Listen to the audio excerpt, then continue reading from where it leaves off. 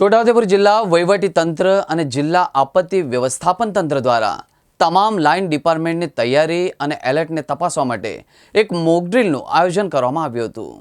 જિલ્લા મુખ્ય મથકથી આશરે 4 કિલોમીટરના અંતરે આવેલા નવદુર્ગા પેટ્રોલ પંપ કે જ્યાં ગેસ ગળતર અને ગેસ પમ્પિંગ સ્ટેશનના ગેસ લીકેજની એક ઘટના બની તે પ્રમાણેની સિનેરિયો નક્કી કરવામાં આવ્યો હતો અને ત્યારબાદ ગેસના સ્ટેશન સંચાલક દ્વારા જિલ્લા ઇમરજન્સી કંટ્રોલ રૂમને એક મેસેજ મળ્યો, જે બાબતે સમગ્ર લાઇન ડિપાર્ટમેન્ટ સાથે સંકલન કરી અને ઉપરની આફતને રિસ્પોન્સ કરવામાં આવ્યો હતો।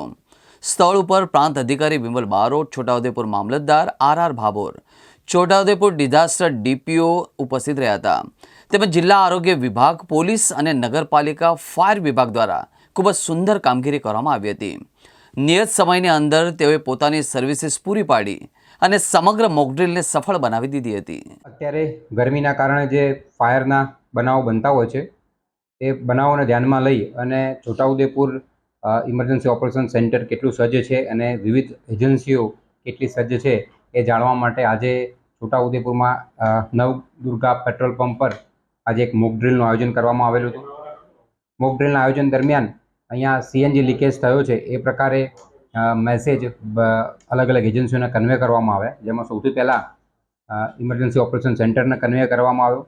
ત્યાંથી ફાયર, પોલીસ, મામલતદાર, હું એટલે કે એસડીએમ બધાને મેસેજ કન્વે કરવામાં આવ્યા અને હેલ્થની ટીમને પણ મેસેજ કન્વે કરવામાં આવ્યો અને એ બધી ટીમો ઘટના સ્થળે કેટલી વારમાં પહોંચી એ દરેકનો રિસ્પોન્સ ટાઈમ પણ નોંધવામાં આવ્યો।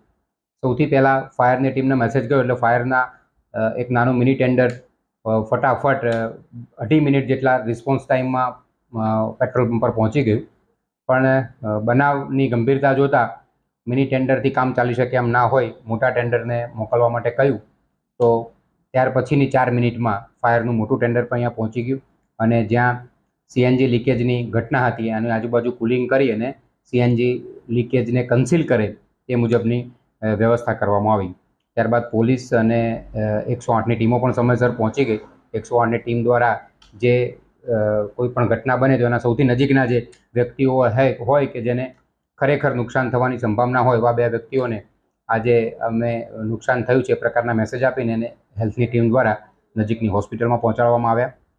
પોલીસની ટીમ આવી, મામલતદાર અને હું પણ અહીંયા પહોંચી ગયા। એવરેજ જોઈએ તો હેલ્થની ટીમ 6 મિનિટમાં, ફાયરની ટીમ 2.5 મિનિટમાં, પોલીસની ટીમ 12 મિનિટમાં અને હું એટલે કે હું ને મારા મામલતદાર 8 મિનિટમાં ઘટના સ્થળે પહોંચ્યા। એટલે ઓવરઓલ જોઈએ તો દરેક એજન્સીનો રિસ્પોન્સ ટાઈમ અમને યોગ્ય જોવા મળ્યો અને ફાયરનું અમારું આખું તંત્ર કોઈપણ પ્રકારની ઘટના બને તો એને પહોંચી વળવા માટે સક્ષમ છે એવું અમે આજે નોંધ્યું છે।